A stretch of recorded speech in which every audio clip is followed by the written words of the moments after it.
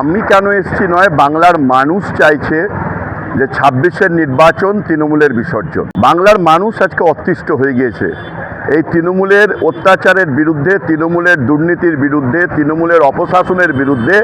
বাংলার দিকে দিকে একটাই গর্জন, বাংলার মানুষ পরিত্রাণ চাইছে। তারা চাইছে এই সরকারটা কবে উৎখাত করে ওই গঙ্গাসাগরের বুকে কবে নিক্ষেপ করবে, এটাই বাংলার মানুষ আজকে চেয়ে বসায়। তাই বাংলার মানুষ আজ কাতারে কাতারে এই পরিবর্তন যাত্রায় আজকে যোগ দেবে।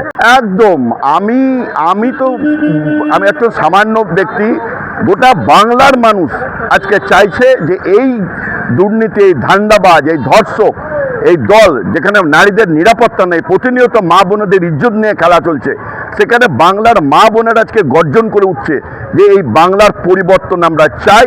এবং বাংলার মা বোনেরা আজকে তারা রুখে দাঁড়িয়েছে, তারা আগামী দিনে তারা পরিবর্তনের জন্য বদ্ধপরিকর এবং বাংলার মানুষ এই পরিবর্তন আনবেই ২৬-এ।